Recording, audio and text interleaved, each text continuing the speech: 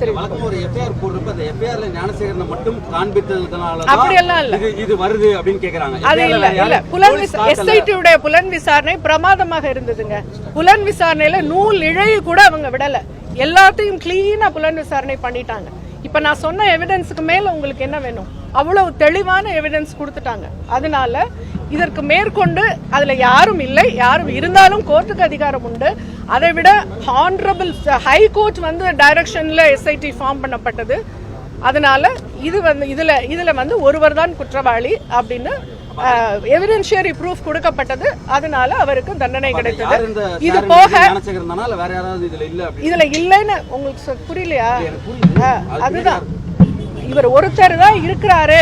அந்த பெண்ணே ரிங்டோன் ஏதாவது வந்துதான்னு கேட்டப்ப அந்த பொண்ணு இல்ல அப்படின்னு பாதிக்கப்பட்ட பெண்ணே சொல்லிட்டாங்க. அதாவது அவளை ஏமாத்துறதுக்காக, தானும் ஒரு யூனிவர்சிட்டி ஸ்டாஃப்னு ஏமாத்துறதுக்காக போட்ட நாடகம் தான் அதுங்கிறது ஆவணபூர்வமா மட்டும் இல்ல, அறிவியல் பூர்வமாகவும் இதை நிரூபிச்சாச்சு.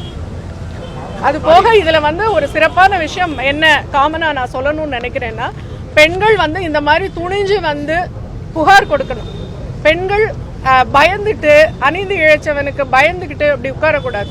அந்த பெண் துணிச்சலா கொடுத்ததுனால இன்றைக்கு அவனுக்கு அந்த தண்டனை கிடைக்கப்பட்டிருக்கு.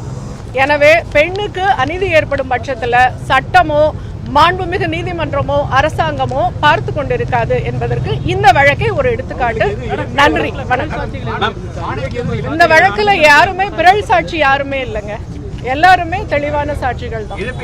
இழப்பீடு அவனுக்கு அந்த குற்றவாளிக்கு கொடுத்தப்பட்ட அந்த ஃபைன் அமௌண்ட்டை பெண்ணுக்கு இழப்பீடா கொடுக்கணும்னு நீதிமன்றம் கொடுத்துருக்காங்க. அது போக டிஎல்எஸ்க்கு அவங்க ரெக்கமெண்ட் பண்ணியிருக்காங்க.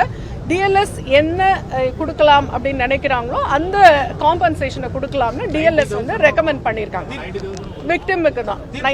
தீர்ப்பு விவரத்துல ஒரு அண்ணா பல்கலைக்கழகத்துல இப்படி நடந்திருக்கு, பாதுகாப்பு கூடுதலா அரசு கொடுக்கணும் அப்படின்னு நான் சுட்டி காண்பித்திருக்காங்க. தீர்ப்பை முழுமையா நான் இன்னும் படிக்கல. நீதிபதியும் அந்த தண்டனை விவரத்தை மட்டும்தான் சொல்லியிருக்காங்க. கண்டிப்பாக அதற்கான அப்சர்வேஷன் பண்ணியிருப்பாங்கன்னு நான் நம்புறேன். பாதுகாப்பு கூடுதலா கொடுக்கணும்னு பண்ணியிருப்பாங்கன்னு நான் நம்புறேன். எனக்கும் கொடுக்கணும்னு தோணுது. Okay, thank you so much.